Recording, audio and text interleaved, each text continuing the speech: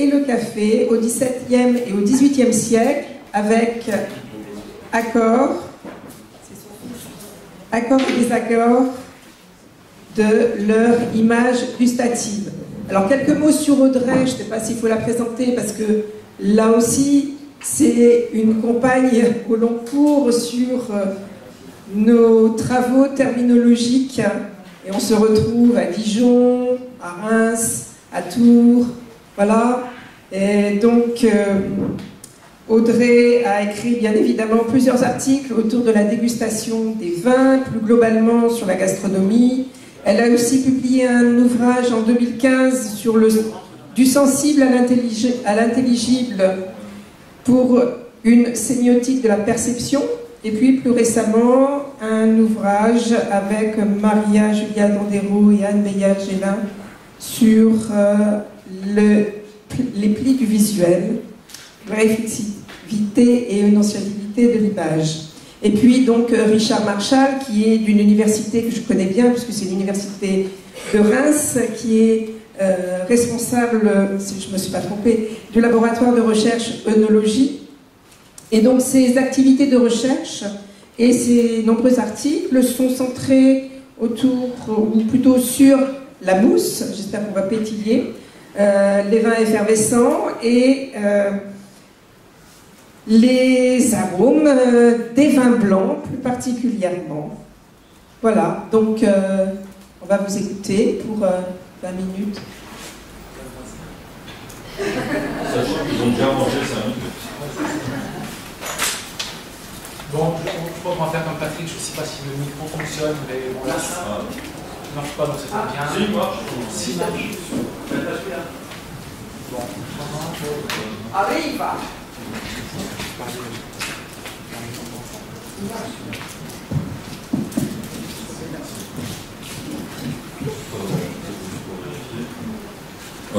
Marche très bien. Seulement, faut être vraiment prêt.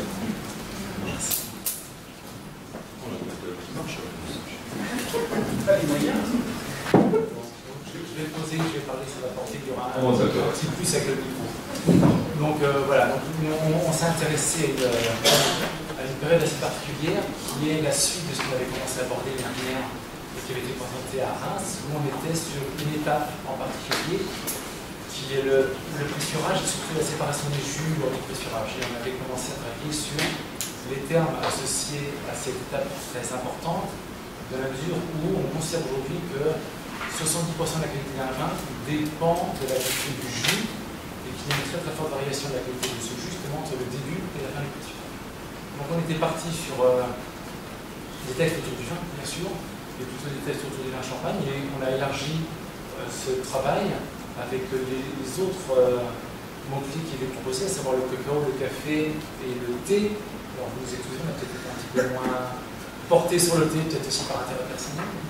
Et donc on va avoir une analyse qui sera beaucoup plus centrée sur le cacao et le café.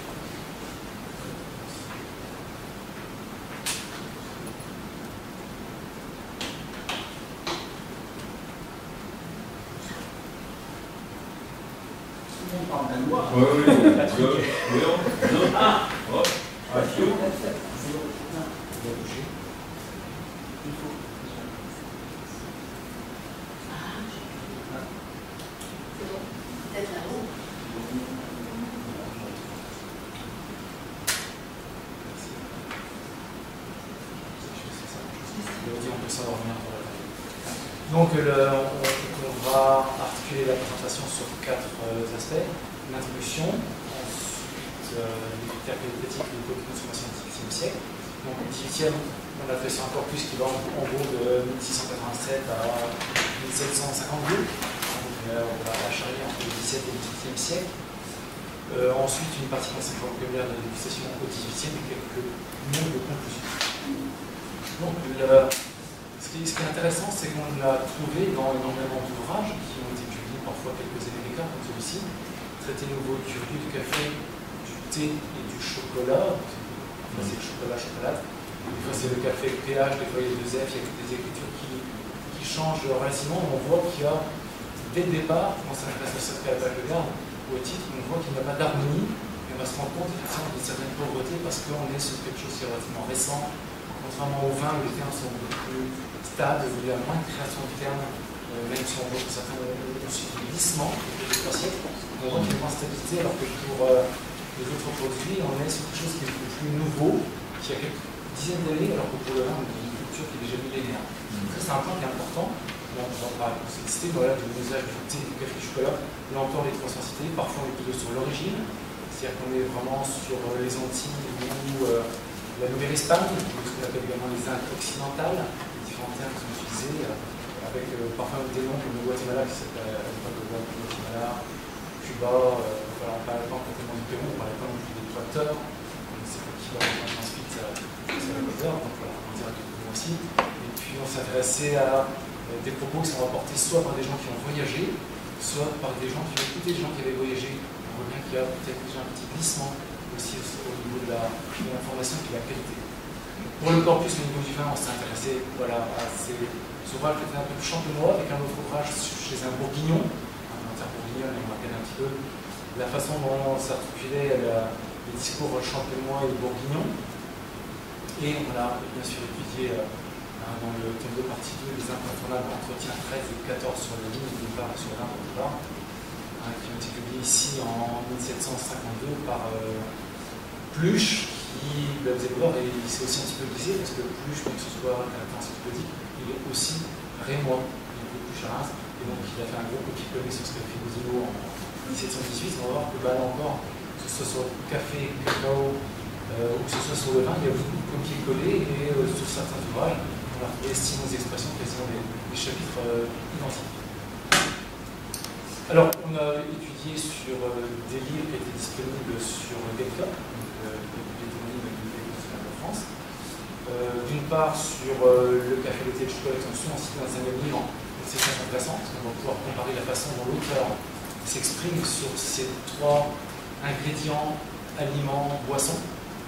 Et puis d'autre part, sur le vin, où il y a très peu de comparaison, effectivement, avec le café, le thé ou le chocolat. On parle du vin, on en parle souvent seul, parfois un petit peu avec du cidre ou de la bière, mais quand on parle du vin, c'est souvent un chapitre consacré au vin et à la vigne. Donc dans le spectacle de la nature, donc de 1752, Pluche accorde un passage donc à la dégustation de l'ananas, où il parle des physiciens et il dit ils débutent par porter le fruit à leur bouche, qui se trouve aussitôt inondée d'un sirop délicat et piqué, encore longtemps après, d'un parfum qui l'embaume. En fait, on voit déjà, à travers ce petit exemple, qu'il y a déjà une séquence canonique de nature déductive qui apparaît et qui est organisée en 3 temps, avec l'attaque, qui est matérialisée par aussitôt, la finale, qui est mise en évidence par longtemps après, et puis on a cette phase intermédiaire qui se met en place, et qu'on appelle aujourd'hui le développement. Et là, on a un petit profil organoleptique qui commence à se mettre en place, qui est mis en évidence par certains descripteurs comme inondé, qui renvoie à la matière de l'objet de dégustation. On a également embaumé, qui détermine l'étendue spatio-temporelle selon laquelle se déploient les arômes. Et puis on a délicat et piqué, qui respectivement donc, renvoient plutôt à une morphologie hédonique globale, et puis piqué plus à la dimension tonique en fait, du jus. Donc en fait, une fois que ces qualités sont énoncées, c'est là que la raison, entre guillemets, peut intervenir. Et puis, où on va comparer les profils organoleptiques, on va questionner les usages, et puis les savoir-faire associés. Alors, ce qu'on a pu constater, c'est que dans les dictionnaires de la fin du XVIIIe siècle, le terme déguster, dégustation n'apparaît pas. Ce qui apparaît, c'est le terme plutôt, on va avoir le terme goûter. Et donc, l'acte de gutturation consiste à, je cite, sentir et discerner les saveurs par le goût. Et également, donc, avant d'ajouter, il se dit aussi quelquefois des choses dont on juge par l'odorat. Donc goûter, à la fin du XVIIIe, c'est déjà identifier, discriminer, catégoriser, évaluer des propriétés constitutives des corps sapides. Donc le goût est affaire de saveur, il est affaire aussi d'odeur, mais également d'agrément, parce qu'on remarque qu'il y a beaucoup de termes qui renvoient surtout à la dimension plaisir, à la dimension de goût. Alors nous, on s'est intéressé à ces textes donc, dans une perspective diachronique, et on a porté une étude sémiotique et sémantique donc, sur ces textes, donc café, cacao, vin et un peu sur le thé, pour pouvoir mettre en évidence les axiologies, les profils aussi organoleptiques et les termes utilisés à l'époque pour pouvoir mettre en évidence aussi les grilles évaluatives. Alors, les guides, enfin les éléments de notre corpus fonctionnent en quelque sorte comme des guides qui offrent des préconisations pour faire de bonnes boissons. Alors, on voit surtout l'importance de l'origine de la matière première, du savoir-faire aussi, de la transformation du produit final. Et on voit que chacun de ces écrits, en fait, déroule une structure narrative qui fonctionne comme le parcours de vie, entre guillemets, du produit. Donc, chacune des phases est importante pour pouvoir constituer les qualités du produit final. J'apprends quelques diapos pour resituer ces boissons et les resituer géographiquement et les resituer au niveau terrain. Donc, on voit ici que au niveau du caféier, on a le fruit qui est la cerise du café et qui va donner le grain de café. C'est-à-dire qu'il y a bien une séparation entre la pulpe et le grain. Et la boisson va porter le nom du grain. On parle du café pour aussi bien le grain après la torréfaction que la boisson. De même pour les aiguilles, on parle d'une feuille, la feuille de cacao, nous on appelle la feuille de cacao, on est pour ça que je ne pas. On appelle pas un grano ou un mondra, ça dépend des grano. Et on va donner le chocolat, qui donnerait également son boisson, le chocolat. Pour le vin, on a un petit papa, on parle de pain de raisin, qui va donner un jus ou un mou, avec une mention de vin bien sûr, et qui va donner ensuite un vin. Il y a déjà une différence,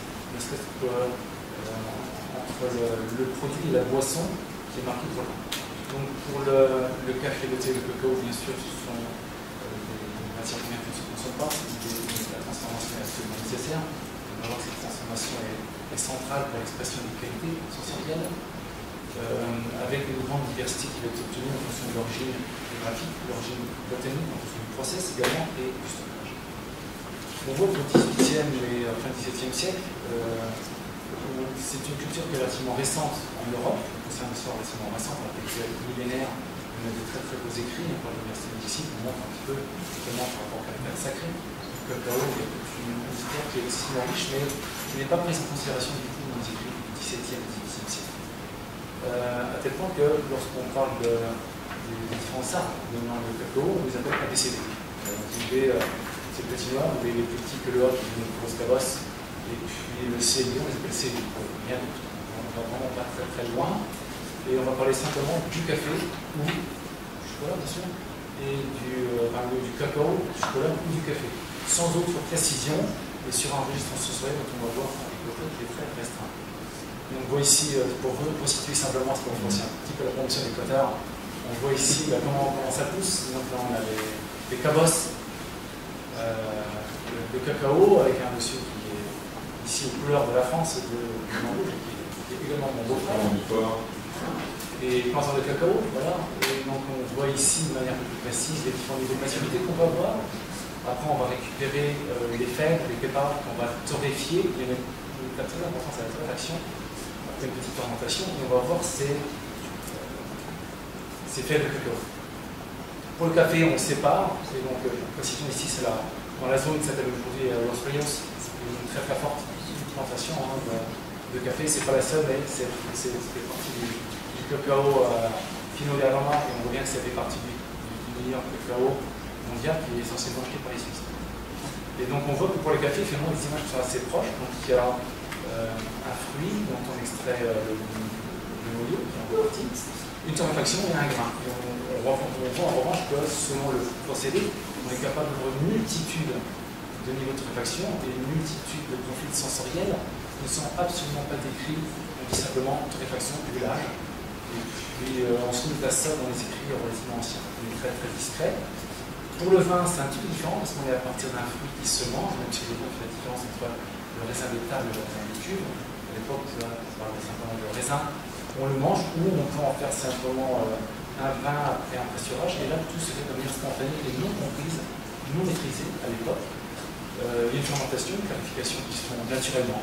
Naturellement, au sens universel, philosophique du terme, qu'on peut trouver à l'échelle planétaire, à l'échelle internationale, avec là encore une forte variabilité en fonction du process, de l'âge du vin. Donc on part soit du raisin blanc, soit du raisin noir, on voit bien qu'on a une macération, et qu'on a là encore un élevage une vinification et un élevage dans des cuves ou dans des fûts de chêne essentiellement, et pour simple ces fûts, on est obligé de passer par le feu. Donc comme pour le café et pour le cacao, qui est transformé en chocolat, on a cette opération de brûlage et de torréfaction du bois qui apporte aussi des arômes de vanille, par exemple, qui sont donc pour le vin, là, on a une culture qui est millénaire, on a une déclinaison de couleurs, une déclinaison également de catégories, en cèpe, des vins de liqueur, liquoreux aujourd'hui, les vins qui sont également pétillants, on a pas le terme sur les vins de Bourgogne, notamment du Meursault, qui s'étendait jusqu'à entre deux guerres, donc quasiment tous les grands crus de la côte de Nuit faisaient aussi la compétition familiale des vins effervescents en rouge,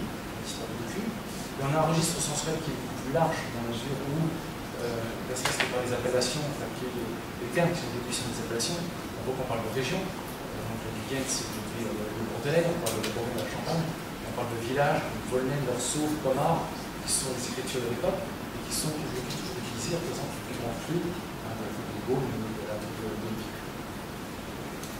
Alors comme on l'a dit tout à l'heure, effectivement les critères qualitatifs de produits de consommation, tout d'abord ce sont le sol, le climat et le type de plante qui sont déjà les premiers éléments déterminants des qualités sensorielles. Donc l'origine et la provenance sont des gages de qualité, tout comme elles le sont aujourd'hui. Donc la localisation des aires de croissance naturelle sont mentionnées. Donc pour le cacao et le café, on va citer uniquement le pays et donc le climat. Pour le vin, on va mentionner la nature du sol qui se présente comme un critère fondamental pour déterminer les propriétés organoleptiques du vin. Donc par exemple, si la terre est légère et pierreuse, le vin aura beaucoup de finesse et d'odeur. Lorsque le sol est plus riche et nourrissant, le vin a plus de corps, selon les écrits de Pluche. Alors la sélection de la matière première est aussi déterminante.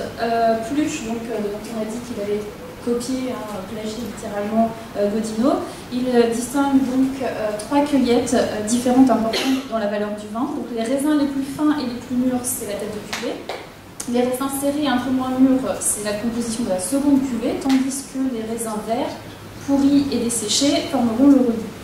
Donc on va retrouver des préconisations assez similaires pour ce qui est du café, du thé et du chocolat, donc dans un ouvrage qui s'appelle « De l'usage du café, du thé et du chocolat », où les propriétés gustatives du thé, elles sont meilleures en fonction de la sélection de la première feuille, qui, je cite, si elle est bonne, donne à l'eau un goût et une odeur agréable et une teinture verdâtre. Alors c'est déjà aussi au niveau de la variété des cacaoyers et de la qualité des amandes que se joue aussi la qualité de la boisson qui en sera tirée. On dit, par exemple, la plus grosse espèce de cacao est presque toujours la meilleure. Vient ensuite la sélection des grains de cacao, donc, qui joue aussi un rôle donc, sur la qualité organoleptique. Donc ils doivent être cueillis un peu verdelés, car sinon ils ne laissent pas d'avoir un goût âpre, astringent et désagréable. Le savoir-faire, la transformation est important. Dans le spectacle de la nature, plus je donne l'exemple du vin rouge, l'intensité de la teinte dépend d'un temps de macération en cuve assez long, mais néanmoins contrôlé afin de préserver l'équilibre des axes sapides. Donc il nous dit, la liqueur acide et amère qui est dans la queue de la grappe, étant importée par la même chaleur, se mêle aussi à toute la masse et y répand une amertume ou un goût acre qui rend le vin insupportable. Donc on a acide, amer, acre. Donc ces écrits vont définir déjà à l'époque une armature sapide qui est articulée par les axes de l'acidité et de l'amertume.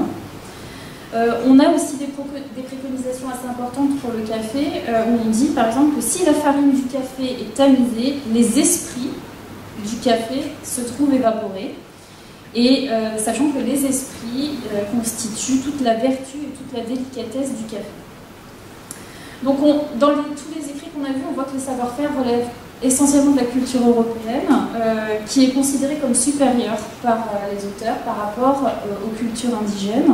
D'ailleurs, les Européens prétendent, donc, eux, détenir les clés, les meilleures, pour pouvoir faire les recettes les plus, qui donneront le plus de délicatesse et de goût. Et on a constaté aussi que le plaisir et le goût étaient fortement imbriqués. C'était culturel également, et notamment, évidemment, le bon goût, c'est celui des Européens, évidemment, par rapport aux autres cultures. Alors, quant au vocabulaire, ce qui est particulièrement frappant, c'est qu'on a constaté une pauvreté du lexique sensoriel, à peu près une vingtaine de termes stabilisés sur le vin. Donc, essentiellement hédonique et anthropomorphique. Anthropomorphique, ça veut dire qu'il donne des informations sur celui qui déguste, mais pas sur le produit lui-même. Donc on voit que ces termes, on peut distinguer quelques termes structurels, et c'est ceux qui nous intéressent le plus. Les termes structurels, ce sont ceux qui permettent de donner des éléments de réponse sur la structure organoleptique du produit. Alors, ce qui est frappant, ce qu'on constate de manière assez transversale, que ce soit pour le vin, le chocolat ou le café, ce sont les notions d'équilibre et les notions d'harmonie qui sont déjà très présentes. Ça veut dire que ces boissons sont considérées comme des structures complexes, dotées d'une multiplicité d'éléments. Donc, on va sans arrêt mettre en évidence des pondérations, des proportions pour créer des ensembles en fait fondus. Donc par exemple, le cacao doit aussi avoir quelques parties correspondantes et proportionnées au reste des éléments. Dufour va souligner donc, notamment dans son ouvrage l'importance des gousses de vanille qu'on va utiliser pour rendre le chocolat plus savoureux, le poivre du Mexique pour sa saveur acre et piquante, la cannelle qui est fort odorante et fort agréable au goût, par exemple le musc pour son parfum très suave. Et pour ce qui est du champagne, par exemple, la qualité de son équilibre repose sur la juste proportion entre axe de l'acidité et du sucré. Et donc Godino précise que ça se passe déjà au niveau de la vendange, où il faut être attentif à trouver le point de maturité des raisins. Lorsqu'ils sont trop mûrs, le vin n'a pas assez de montant. S'ils sont trop verts, il est plus dur, plus difficile et plus tardif à boire. Donc avec dur et avec donc notamment montant, on voit ici encore l'axe de l'acidité qui devient fondamental. Montant étant l'ancêtre en fait de la charpente, parce que c'était une petite pièce en bois aussi qu'on utilisait pour les charpentes. Donc on a vraiment ici au niveau terminologique voilà, l'ancêtre des termes qu'on utilise aujourd'hui. Donc ce qu'on peut retenir pour le vin, c'est que au niveau des profils organoleptiques, on va avoir l'intensité qui va être fondamentale. On a aussi ces éléments qui vont être importants pour tout ce qui est chocolat et café. Dans le chocolat, par exemple, les Indiens vont l'assaisonner pour donner du relief à la structure sapide. Ils vont ajouter de la chope pour lui donner de la couleur, de la tôle pour augmenter la densité de la matière. On voit qu'il y a 3 critères importants qui permettent de déterminer, d'évaluer ces boissons. C'est la couleur. Donc il faut une couleur intense, effectivement, et d'autant plus que la couleur va être annonciatrice des propriétés olfactives et des propriétés gustatives. Ce qui est intéressant, c'est que pour les vins de champagne, au contraire, la qualité, c'est qu'il ne faut pas de couleur. Il faut que le vin soit blanc. Voilà, pour le vin de champagne. Donc la teinte et l'intensité sont les critères, mais on n'a pas d'autres informations à ce sujet pour le vin. Donc l'intensité en bouche, et notamment la notion de relief va être importante. Donc on ne peut pas donner des exemples, mais voilà, la structure sapide doit présenter du relief, notamment des nuances et des subtilités. Tout ça, c'est ce qui crée en fait la qualité. Et la densité de la matière. En bouche, il faut quand même une certaine densité, avec le chocolat et le café, une texture donc soyeuse, et un peu plus légère dans le vin, parce qu'il faut de la finesse. Et donc ce qu'on a pu constater également donc, pour le vin, c'est qu'entre fermeté et délicatesse, eh bien, on voit donc de nouveau cet axe d'acidité qui se manifeste et qui apparaît vraiment de manière prépondérante. Alors ce qu'on remarque, c'est que l'amertume, par exemple, dans le café, va être fortement décriée, alors qu'en fait, c'est une propriété du thé. Voilà, il faut que le thé soit, d'ailleurs, pour connaître si le thé est bon, il faut voir s'il est bien vert, amer et sec. Donc pour terminer, donc on avait vu d'autres terminologies, donc celles qui sont plus somatiques. Donc somatique, c'est celles qui rendent compte des affections, hein, des effets sur le corps en fait. Et là, de toute façon, on n'a pas le temps d'en parler, mais une communication parlera de cela, notamment des propriétés médicales associées, on le voit pour le chocolat, on verra, on le voit pour le café, on le voit aussi pour le vin, même si c'est plus difficilement défendable. Ou voilà, par exemple, le café eh bien, est surtout vu par des Arabes et des Égyptiens plutôt comme un médicament que comme un régal, ce qui permet de mettre en tension aussi le plaisir et la santé. Et puis, évidemment, il y a un vocabulaire qui est fortement hédonique, c'est-à-dire j'aime ou j'aime pas, mais en gros, c'est agréable, c'est bon, mais on n'a pas plus d'informations que ça sur le profil engagé. Donc un dernier point qu'on souhaitait également évoquer, c'était la différence majeure entre d'une part le vin, d'autre part le café boisson, le chocolat boisson, ou même la bière ou le cidre. Ici, c'est dans le chapitre l'entretien 13, de Pluche sur le spectre de la nature. Donc il fait un document de la comtesse du prieur et puis le gentil. Et donc la comtesse dit voilà, la naissance et l'événement du vin me touchent encore moins que les effets dont il est suivi. On va pouvoir en parler. Voilà. Donc les autoliqueurs, soit naturels, soit artificiels, l'intervention de l'homme, comme la bière, le cidre, le thé, le chocolat, le café, sont presque toutes des boissons sérieuses et taciturnes qui laissent l'homme libre à la mélancolie, si elles rassemblent quelquefois une compagnie autour d'elle, ou bien on réalise un air triste, ou l'on y politique froidement.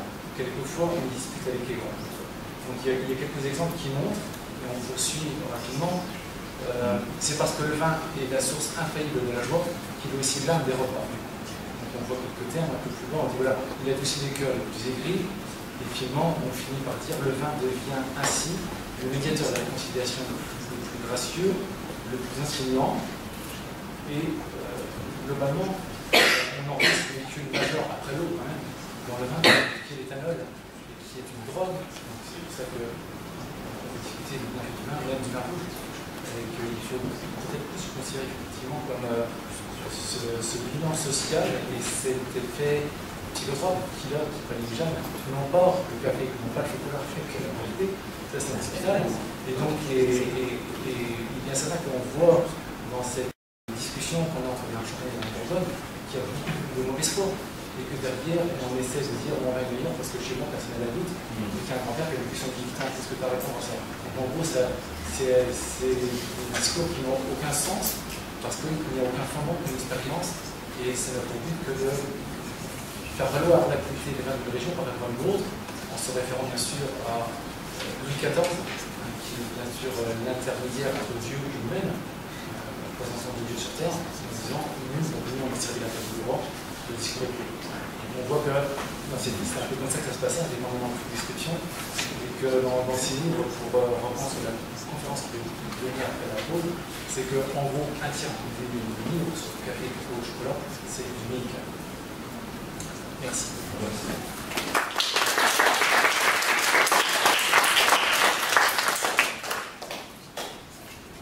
Merci à tous les deux pour votre présentation qui nous a plongé au XVIIe et au XVIIIe siècle.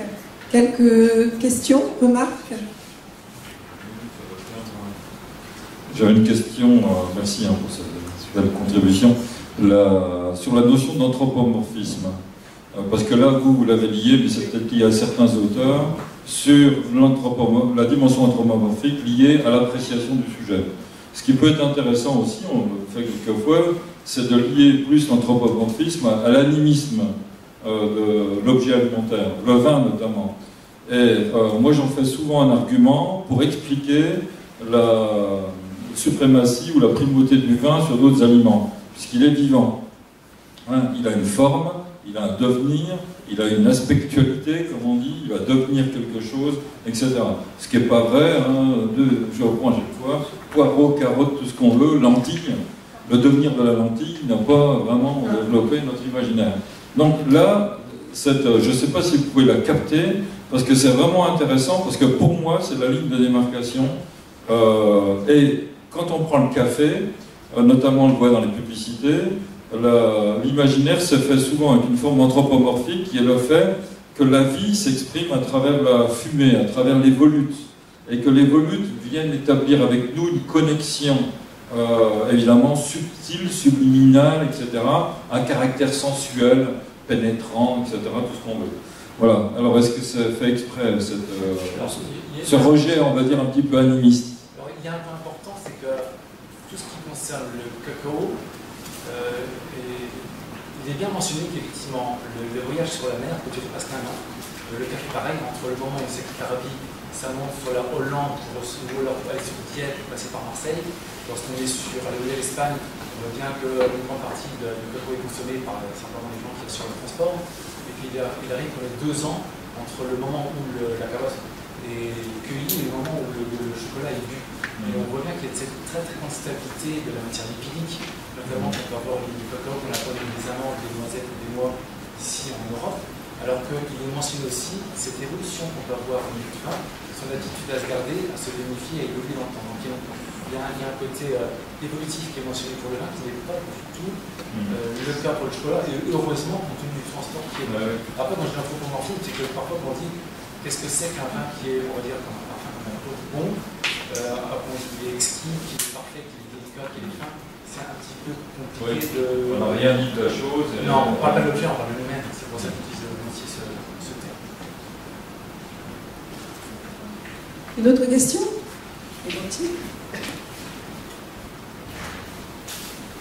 Merci beaucoup, j'ai trouvé ça vraiment très intéressant. Et ce qui m'interpelle beaucoup, c'est les critères qualitatifs, et notamment ces critères-là sur... alors aujourd'hui, un des critères forts de qualité, c'est l'origine et la provenance, parce que quête de transparence, parce que industrie agroalimentaire, pointe noire, etc. Comment vous expliquez déjà qu'au XVIIe, XVIIIe, l'origine et la provenance étaient des gages de qualité forts?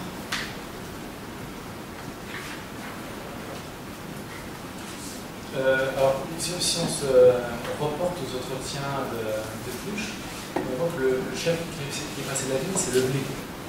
On voit très bien qu'il y a une différence très très nette entre les terres qui sont dédiées au blé et les terres qui sont dédiées par exemple à la vigne. Et après, il y a une hiérarchie et on de ces vignes, et on voit aujourd'hui, pour des raisons qui ne sont pas complètement expliquées, et qu'on ne peut pas expliquer notamment par rapport au classement de 1855 sur le Bordelais, qui est politique. On voit qu'aujourd'hui, c'est pour ça que j'ai cité que les grands crus qui étaient cités à l'époque dans les vins sont toujours aujourd'hui les crus les plus prisés, que ce soit en Bourgogne ou que ce soit en Champagne. C'est quelque chose qui est très très stable. Et la question qu'on se pose, pourquoi est-ce que les critères qui mettaient au premier rang les vins du XVIIIe siècle sont toujours des critères qui permettent de sélectionner des coteaux qui ont des plus de haut vin 3 siècles plus tard? Parce qu'on n'a absolument pas d'idée. Parce que le discours sensoriel est très restreint, finalement, une vingtaine de mots, avec 3 plats qui sont à caractère économique pour en film. On a au maximum 10 mots, basés essentiellement sur la couleur. Qu'est-ce qui fait qu'aujourd'hui, au 18e, on préfère un vin qui est oxydé et qui n'était pas extrait en gros avec les jus de la pellicule et les jus de cœur de la pulpe, et qu'aujourd'hui, on est toujours sur les mêmes choses. Pourquoi est-ce qu'il y a cette transmission du goût de ce qui est de plus grande qualité? Cette transmission est très stable pour l'autre aussi. C'est une question que l'on se pose.